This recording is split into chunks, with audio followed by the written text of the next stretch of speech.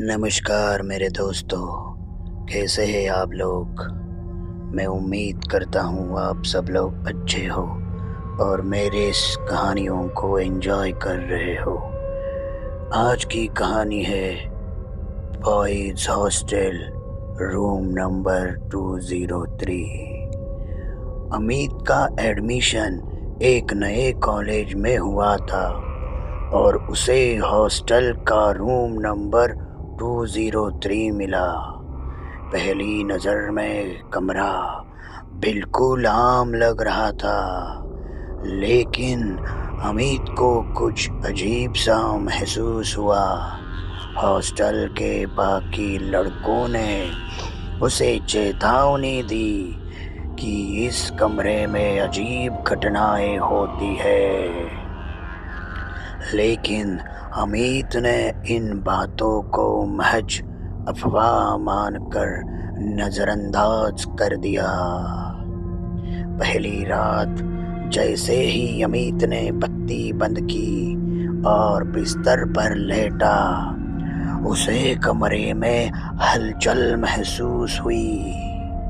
वो सोच रहा था कि शायद ये उसके दिमाग का खेल है, लेकिन तभी उसने महसूस किया कि कोई उसके बेड के नीचे से सरकते हुए निकला है। अमित ने घबराकर बत्ती जलाई, लेकिन कमरे में कोई नहीं था। उसका दिल तेजी से धड़क रहा था, पर उसने खुद को समझाया कि ये बस उसकी कल्पना है। अगले ही दिन हॉस्टल में किसी ने अमित को बताया कि सालों पहले इसी कमरे में एक छात्र ने खुदकुशी की थी। उसकी आत्मा आज भी यहाँ भटकती है। रात में अमित को फिर से हल्की सी खटपट की आवाज़ें आने लगी। उसे लगा कि शायद बाहर कोई मजाक कर रहा है, पर जब उसने दरवाज़ा खोला तो गलियारा पूरी तरह सुनसान था। तीसरी रात जब अमित गहरी नींद में था, तभी उसे एक भयानक चीख सुनाई दी।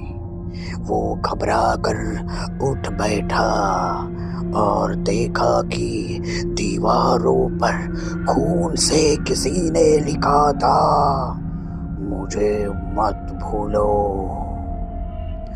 उसके रोंगटे खड़े हो गए। उसी समय उसे लगा कि उसके कंधे पर किसी ने ठंडा हाथ रखा है।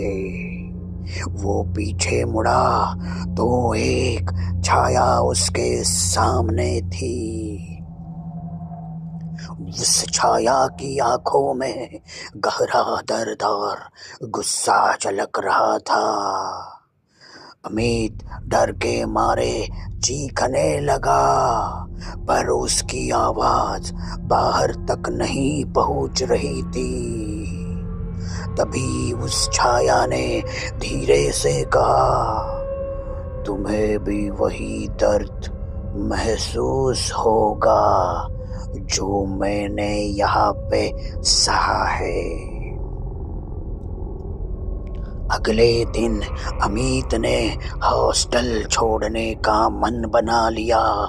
उसने प्रिंसिपल को सब बताया, पर किसी ने उसकी बात पर यकीन नहीं किया।